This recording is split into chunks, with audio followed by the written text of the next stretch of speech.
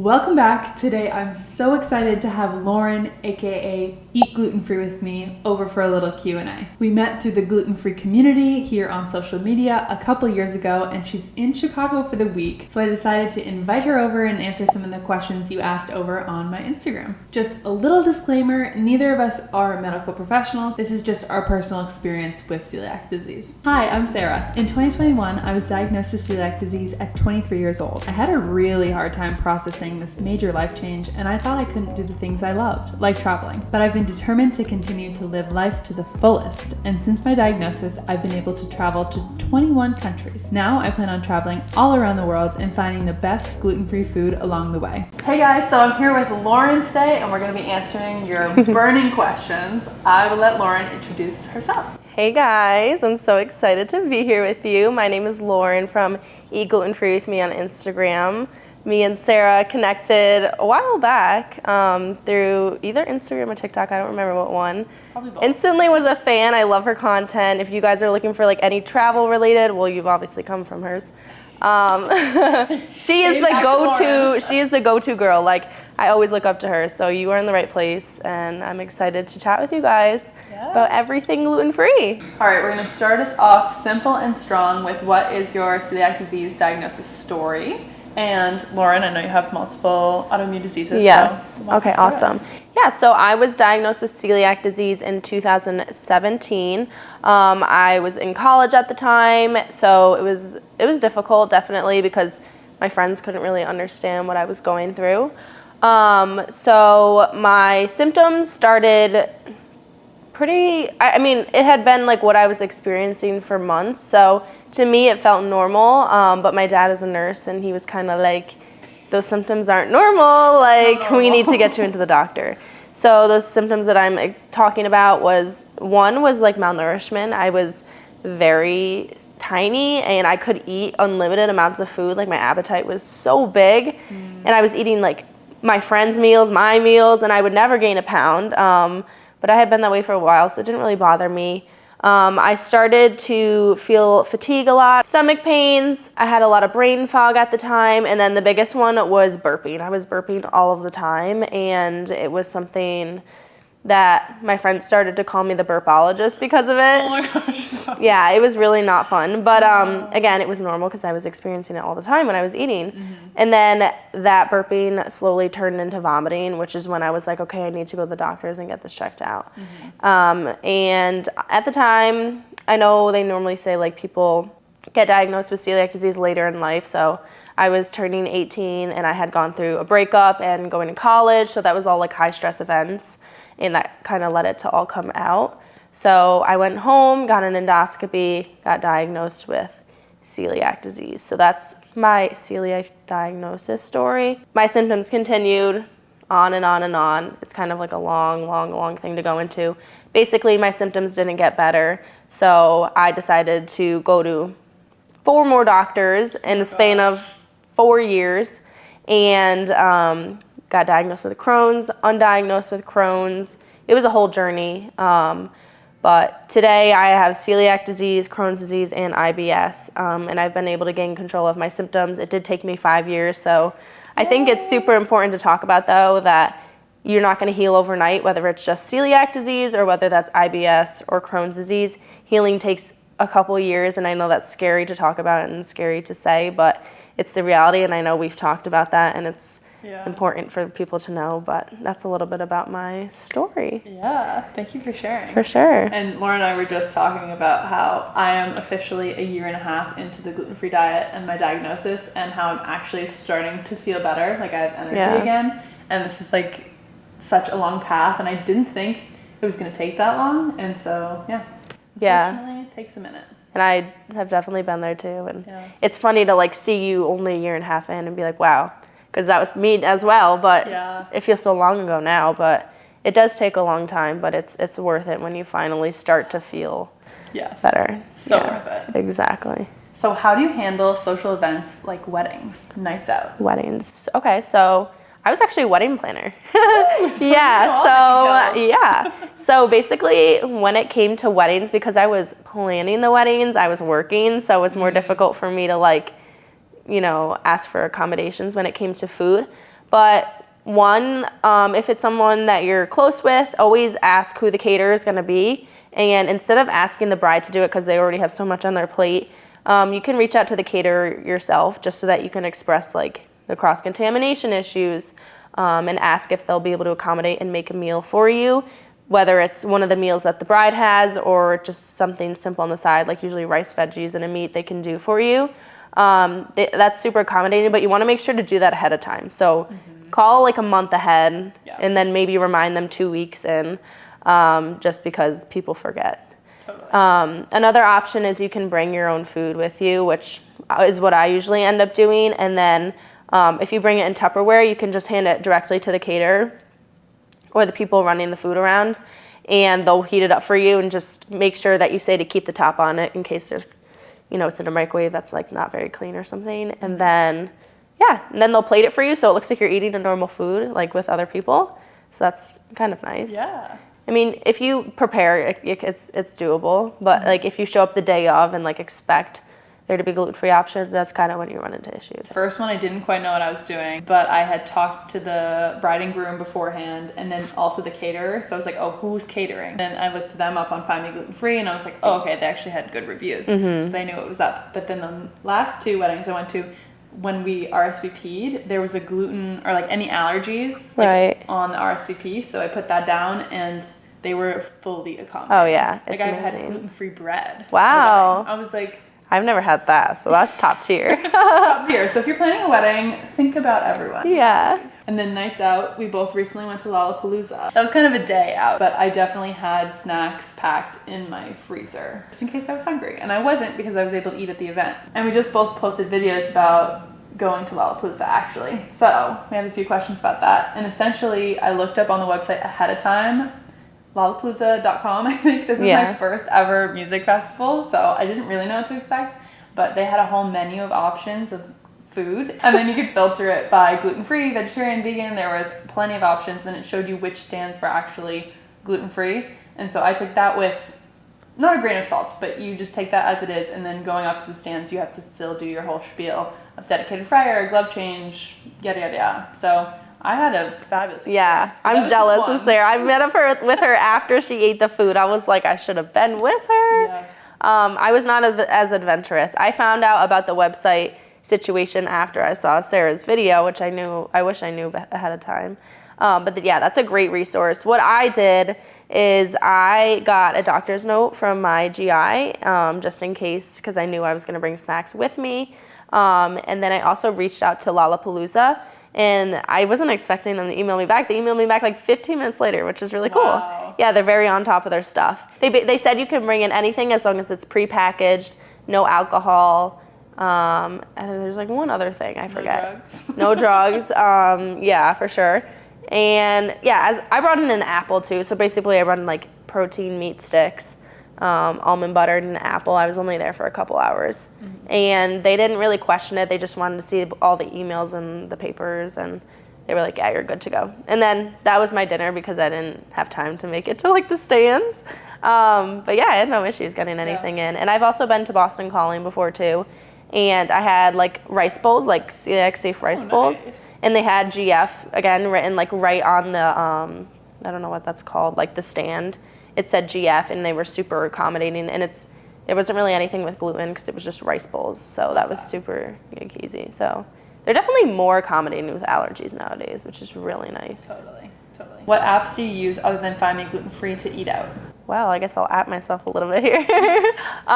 So I am working with an app called Atli, and they worked with me to create a map of all my favorite gluten-free restaurants around the world. So originally it just started with my recommendations, and then the really fun thing about the app is that it allows the community to add restaurants they've been to, which is how I was able to grow the map. So now that you guys have added your restaurants, it's a map of, I think there's 3,000 restaurants around the world, which isn't like, in grand scheme of things, isn't like that much. But I'm working with the app to like get more celiac safe restaurants on it because I think that's super important. But it's great for high density cities because everyone's put the recommendations for New York City and Boston and LA and Austin. So I like to use that when I'm traveling because people, when they insert their restaurants, they write reviews on the restaurants they've been to. So they're like celiac safe versus find me gluten-free. It can be a little difficult because you still have to do your research outside of that app. But outside of that, I use Google too. I'm just like gluten-free near me. And if something pops up and I see like in the little like description it says gluten-free, I'll tap on it and like. Totally. I feel like that one's underrated. I feel like people don't talk about Google that often. I love Google. She's great.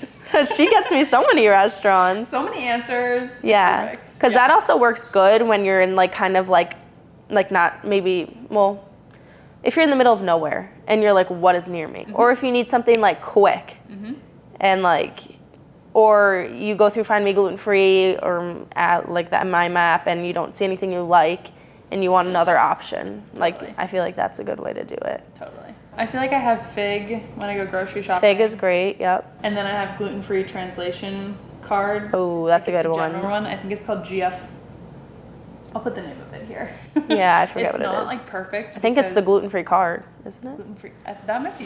Yeah. That sounds familiar. Yeah. I could pull it up, but that one's not like the best because it doesn't go into detail. And like culturally, I feel like for different cities and countries, like you have to kind of explain things differently. I always try to find another card too, but to have that on my phone at all times, like I'm bebopping around. Right. So I gotta have something on me at all times.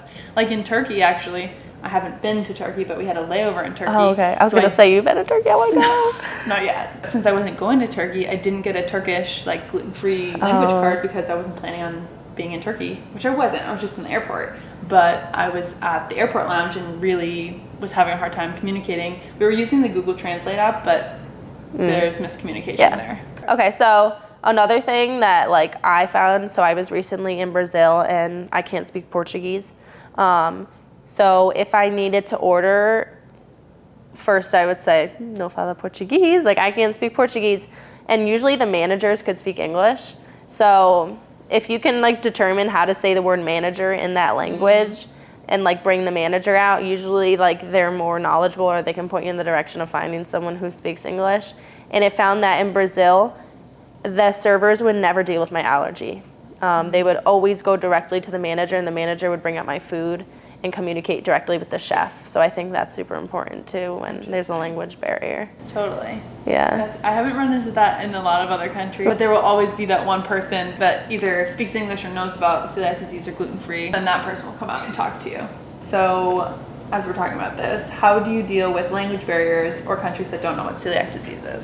I haven't been like crazy international since I got diagnosed. I've been to Costa Rica and Brazil mainly. So like you mentioned, the language cards, I think those are super helpful, but I don't know how to explain myself in the language beyond the language cards. So that's like my only issue is like, if they look at it and don't know what it means, I can't explain in their language, like, or emphasize on it. So that's a little bit difficult. But I think using the Find Me Gluten Free app or Google or even the map I have, making sure you prepare ahead of time and have restaurants that you know you can go to that are maybe dedicated gluten-free. So there is no language barrier and they know what, gluten-free is. That's super important.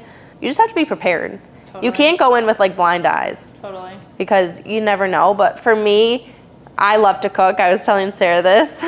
So I always make sure to have an Airbnb with a kitchen. So it's like, I'll go out to eat with friends, and if I can get accommodated, if I can push to get accommodated and I maybe can, then that's super exciting. But if I can't, it's okay because I have my kitchen and I can just cook my own dinner. Yeah. So making sure there's a grocery store nearby, understanding what gluten-free labeling, like what's the labeling you're gonna see in that language on the back of those packages, that's super important. You just have to be prepared about the specific country you're going to.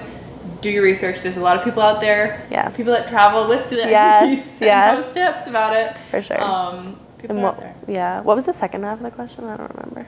Or countries that don't know what celiac disease is. Oh, okay. Yeah. So then same thing, like in Thailand, like I had my gluten-free translation card. Right. Saying I had celiac disease, can't eat gluten. I think it said wheat, barley, rye, but they still didn't really know what that was anyways. And then also in Asia, you have to be careful about soy sauce because soy sauce is often thickened by wheat. So you'd also have to say just no soy sauce, just to be safe. I bought my own and brought my gluten-free soy sauce to restaurants, so that was great.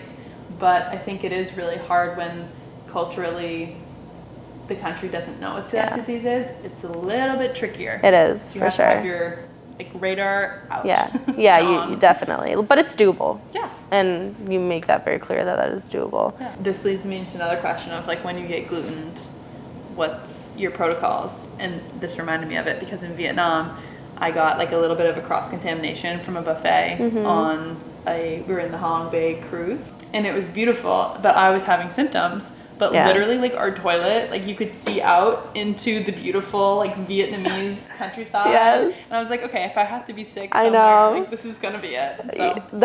I got sick in Hawaii when I was there, but I was living in a treehouse, so I was the toilet's outside. I'm in a forest. I'm okay, this sucks, but the environment is really nice around me. Yeah. But it does suck to get gluten on vacation. It's it ruins your entire day. Totally. For me, it takes an entire 24 to 48 hours to recover. Totally. Some people longer. So what's your protocol when it happens? my protocol. So do you want me to go through my symptoms first? Yeah. Okay, so the last time I got gluten was in Hawaii, which is almost a year ago now. So how I knew is I start to feel drunk. I don't know how to describe it. The brain fog becomes so much. You literally, I don't drink and I'm wow, I feel drunk right now. I know what it's but so that's my first symptom. I get super fatigued. My body just starts to break down, to the point where I can't usually hold my body up. So I'll be laying down most of the time. And then, I get super brain foggy. Almost I just start getting confused. And then my body gets the chills. I get shivers. It's almost you're getting the flu. That's what it feels like. And it hits me like a truck. People are how long does it take to hit you? Hour max for me. Yeah. And then once I go through that, I get really, really nauseous. And I know Sarah will probably go through her symptoms, but she says she gets nauseous and it stops there. But mine just keeps going, and my symptoms will not go away until I vomit. So I will projectile vomit. Sometimes it's once and I'm done. Other times I've done it for 17 times in a row, up to 4 hours. So it's it really depends. But if I don't vomit, the symptoms will not end. So once I vomit, the symptoms are completely gone. Wow. It's night and day. It's crazy. So it usually doesn't last that long, because I feel sometimes I am impacted for 2 weeks. No, mine are usually done in 48 hours because I get it all out of my system, which is kind of nice. Your body says it's no. No way, but it is the worst day of my life. I'm oh, interesting. Yeah, so the symptoms don't linger because it comes out right away, and then once that's done, I can lift my body off the ground again. But I will just rest for the next day and a half because my body is so fatigued. And then that brain fog will continue. Everything just kind of feels it's in a fever dream. Yeah. It's just all foggy. And then after then, I think it's super important to eat whole foods, making sure I'm drinking, I like to drink herbal teas as a way to I don't know, supplement my body with ginger and turmeric are really good for inflammation and nausea. So I like to do that. I usually just rest for a really long time. Yeah. It's hard to remember because I feel I haven't gotten gluten since so long. This is good. Knock on wood. I'm wow, what do I do? That's awesome. Hydrate is really good because I vomit, so I'm losing a lot of my liquids. And eat when you're hungry. If you're not hungry, don't force yourself to eat. Totally. Because that'll just upset me a little bit more. So wait until you're hungry to eat that next meal. And don't feel guilty about it. I think that's a super important one. So important. Because I used to feel really guilty. I'm oh, I did this to myself.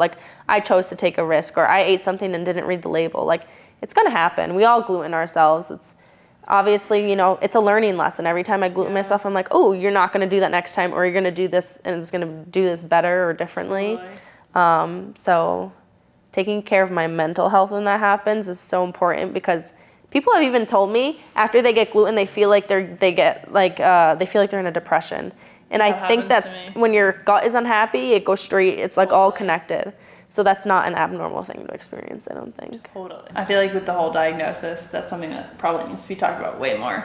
But I feel like the hardest part for me was like the mental stuff. Saying that it's been a year and a half and I'm finally feeling better, I feel like that's the biggest piece of it, is that I just got the chills. I was like, yeah, it's so exciting. I'm so excited. I know. And it feels so good about our headspace, like just about everything. But speaking of all of that, so I don't throw up, but it comes out the other end. And that varies depending on the level of Glutenization. Glutenization. Did we create a word? We made it our own word. Yes. The level of gluten that's in my system, which is hard because then my body processes it. It's just inflamed. The head is just so angry, and I'm definitely like super on edge, super anxious, like sad. And then you have to then meet yourself with a lot of grace, which is really hard to do. Already like feeling so low. Right. So it's hard. I don't know. Which I can I think yours is worse. It's like mine is worse for like one day, but like you're right. You're digesting it, so your body is like actually very inflamed from that gluten. Yeah. I mean, they both suck. Yeah. It just sucks in general. It sucks. Yeah. But here we are. Yeah. But it's good. It's good to talk about both sides of it. Totally. The fact that we have completely different symptoms. Yeah. Yeah. That's the part that's crazy to me, and I find that like my friends have the most questions about. They're like, so like, what would happen if you had like a little bit? Yeah. I'm like, I don't know. The body can just like pick and choose whatever. Okay, switching up. We're gonna be fun now because we're not gonna talk about all of our symptoms. Yes. What's been your favorite place you've been to for celiac safe travel? Like favorite place, restaurant. If we're gonna say restaurants, I went to my favorite one this week. Here? Yeah. In Chicago? In Chicago. Where'd you go? Sushi San. Oh my God. Like the best gluten-free Asian food I've had in my entire gluten-free history. I was blown away. Wow. Yeah, like you need to go. I'll go tomorrow. Yeah, it was so amazing. Like the fish in it was so fresh. And then their sides, I got like a tahini broccolini. Yeah, it was literally so delicious. And I turned to my friend, I was like, wow, this is the best gluten-free food I've ever had in my entire life. I love Asian food though, so like, but to find, they had a gluten-free menu too. So to find a gluten-free Asian menu, and it was modern, it was super vibey there too. So like to find the full package and good food, 10 out of 10, amazing. Like 12 out of 10. The restaurants that are just like great restaurants, period, and then they have celiac safe options. Right. It's just like, and it wasn't 100% gluten-free either. Yeah. Which is like, they told me when I ordered, they're like, we have a 6-step allergen procedure. Wow. And then it's nice because my friend could enjoy gluten food while I was eating gluten-free, and it made me feel like normal. Favorite place that I've gone? I mean, I have to give my hometown, New York. Like, Woo. New York has an abundance of gluten. I'm gonna make this a little longer. New York has a bunch of gluten-free restaurants and a bunch of dedicated gluten-free restaurants, but they don't provide the best quality food. I'm like, okay, I could have made this better at home. But I get the ability to eat out and be safe. And I know I'm not gonna get sick. It's the experience. Yeah. Austin, Texas it's a foodie central down there. They had a bunch of like farm to table gluten-free restaurants that were so delicious, and the quality was like 10 out of 10. Really? Yeah, super yummy. I've only been pre-celiac. Okay. That earlier, so yeah. I had a great time there, and there were so many recommendations that my followers gave me, and I couldn't even possibly go to all of them. Yeah. So that was a really fun place, but Chicago has been great too. Chicago's amazing. Yeah. Again, you guys have given me like so many recommendations. I can't even like go to them all, but I know. It's so hard. When we just went to Europe, like those European cities sometimes just do it right. Like London, Paris, Prague, Budapest, Vienna. Literally like 20 restaurants per city. And I was like, I'm in Vienna for a day. And then they were all closed that day. It was actually really depressing. That is sad. But we pivot. I feel like the community is just incredible of people having recommendations. Like now I know I need to go to Austin, Texas. Yeah. Like, yeah, it was so really many fun. Recommendations. Okay, so let's flip it. What's the worst place you've been? I already know yours. Yeah, it was hard. It was to the point of it wasn't fun anymore. Like, because I just didn't feel good. I loved Thai food. Me too. It's like one of the best. It's delicious, yeah. And I couldn't experience it.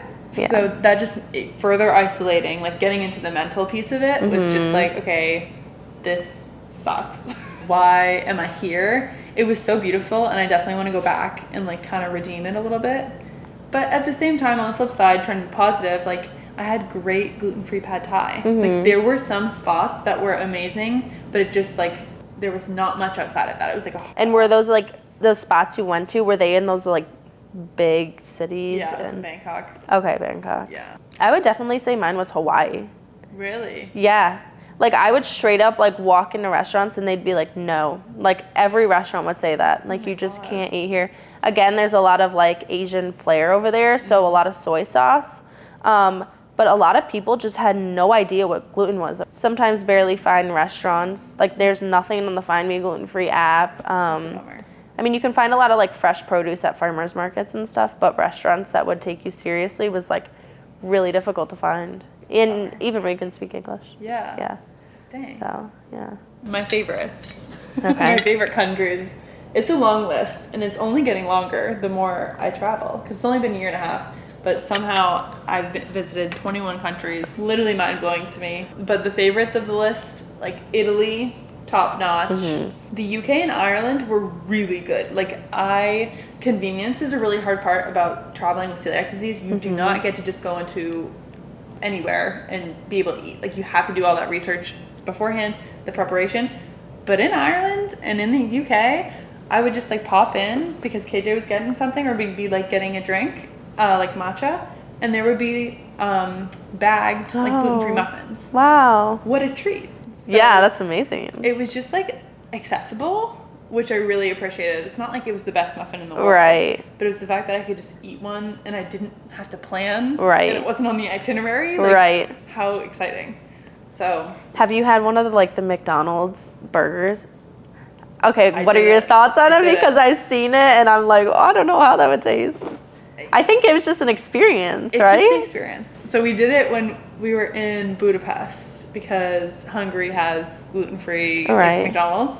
And honestly, having the fries was so they're in a dedicated fryer? And they don't have wheat in the ingredients wow. like in the US. A dream. Yeah. I also had them in Norway last year, the fries. Wow. It's another dream. The burger was just like, I don't know, it was a burger. It was a fast food burger with a bun. But I haven't had one in so long, so it's like, you should. Especially the convenience of it, you know? Exactly. Yeah. That's really cool. I couldn't eat the whole thing. It was like a bit much, but it was fun. It was a shower bun. Oh, yeah. Wow. That's so exciting. Yeah. That's really cool. I've always wanted to try one, so when I go. Yeah.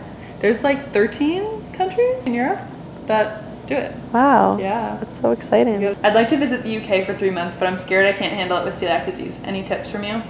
Yes. Great. You're going to be fine. Do your preparation, but it was pretty convenient.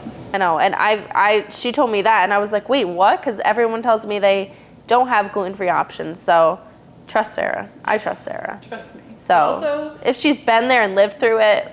Yeah. I was in the main cities. The main cities, because there's more people, they're gonna have more gluten-free options in cities versus the suburbs. If you're in a rural area, you might not have as many gluten-free options. Like Lake Como in Italy, less options than Florence, Rome, Milan.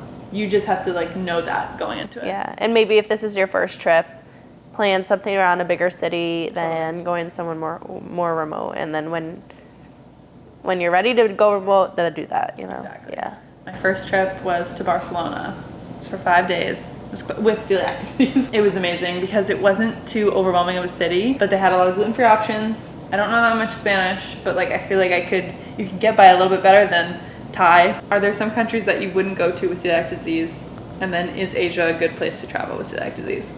I talked about these too, and it was just like, I'm open to everything. Yeah, I wouldn't say like don't go to a country. Totally. Like Hawaii, I didn't have the best experience, but I would still go again. Totally. Because like other islands, like certain islands are better than others, or you can specifically scout out like, you know, dedicated gluten-free restaurants is like which island has the most or something like that. Also, new restaurants pop up all the time. Yeah. Like I'll visit a place and then someone who's celiac that's been there like years before me, they're like, oh my gosh, those 3 restaurants did not exist. Right. Like, they have good options now. Yeah, even Brazil, like they don't speak a lot of English there. I think 5% of the population speaks English, so something crazy tiny.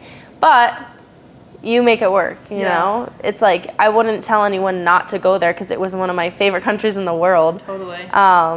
but you just have to come prepared. Totally. Or just expect to not be able to eat out like every day. Yeah. And it's your own risk. It's worth it most of the time for me. Yeah, like the memories you're gonna make somewhere are so much more valuable than like, oh, did I get to eat out for breakfast, lunch, and dinner every day? You know, Yeah. to me at least. Totally. I value experience and memories. Totally. And I feel like that is what, like, a gift of celiac disease, of feeling so sick and not good about just like life, like experiencing life to the fullest through travel and experiencing awe of places. Like, that's what life's about. Exactly. So I'm gonna choose that. Yeah, I know. Yeah. Don't let it discourage you. Yeah. Because if you do, you're gonna miss out on so many opportunities, and it's not worth it. Yeah. Not worth it. So for Asia, go to Asia. It's also like, I'm generalizing. All of Asia has a lot of different countries. And Thailand, although I didn't have a great experience there, Vietnam is one of the places I had an amazing experience. So I've also been to Singapore, and that's also really hard because of the soy sauce. Right. But they had 3 dedicated gluten-free places in the country. / city, because it's very small. Right. So, you know, there's different things to find, and that was 3 in 2023. Like, there might be more in the future. Right. So. And what I always say is, if I can't find something gluten-free, try to find a smoothie place. Yes. Because you can usually always eat a smoothie. Yeah. Ooh, oh, this is a good one. What are your celiac travel must-haves? But I always like to bring a flexible little cutting board usually wherever I go, just in case at the Airbnb they have like cut up wood cutting boards. I don't like to use those. And sometimes I will bring like a little like saute like grill pan. Ooh, she fancy. Yeah, that's like, I used to be way more like careful. I used to bring like spatula, cutting board, a little pan. But now that I'm comfortable, like I find with pots and pans at Airbnbs, I'll just scrub really hard and use a new sponge and I'm fine. Totally. So because I know that now, I don't bring the pan. And same with the spatula. Or if there's a dishwasher, you run it all through. All right, last question. Newly diagnosed 3-year-old with celiac, advice for parents. We were both diagnosed later in life, so it's kind of hard. But I feel like we also... That's an interesting perspective. Yeah. I think it's important to make them feel like they're not different because of their diagnosis. Totally. Maybe if there's like a class party, pack them snacks so that they can eat with like their friends. Because I just know because my sister's a teacher, and she said a lot of her kids with allergies feel left out, and their friends tell them they're different and stuff like that. So kind of preparing them for like that situation, and feeling left out with friends, like just making sure they're prepared for that. Other than that, just like supporting them along their diagnosis, teaching them how to cook gluten-free. Obviously at a young age, it's important to make sure that they know like, oh, if you go to a party, you can't eat X, Y, and Z, which obviously you'd make sure that they know about. But yeah, that's hard. I know it is hard, but I feel like it goes back to the point of like what we were talking about when we get gluten. It's like meet yourself with grace as a parent, and for your child, like that's gonna be a huge life change. So you're just doing the best you can, and there's a lot of resources out there about learning and just how to live gluten-free. And it doesn't have to be like debilitating or life-changing, like in a negative sense. So like you said, if they're gonna feel isolated at school, like you have ways to like help that. Yeah, and there's so many brands too that also have like alternatives to what maybe their friends will be eating. So like if they're having goldfish, like Made Good has like the little like, or Cheez-It crackers, like something similar to that. Mary Be Gone has like little Cheez-Its or something. Katz has like powdered donuts. So like you like making sure you can find those alternatives so they still feel like a kid, you know. I think that's important. And luckily there are a bunch of like great brands out there nowadays that Yeah. Okay. Well, I think that's all the questions. Yeah, thank you for having me. This was so fun. I'm so excited to be in Chicago. If you guys have never been, it's really beautiful. You should come visit. I know, I'm wondering where we're going to Lil Baba Rebit tonight. Yeah. I'm wondering where that's gonna I know. I'm excited. We'll see. That was so much fun, and I hope we answered some of your questions. If you don't follow Lauren already, definitely go follow her on the different social media platforms. And if we didn't answer your question, please leave it in the comments below, and I will be sure to answer them. Also, if you just have 2 seconds, it would really help me out if you could just like and subscribe so you don't miss anything. Thank you so much for watching, and I'll see you next week.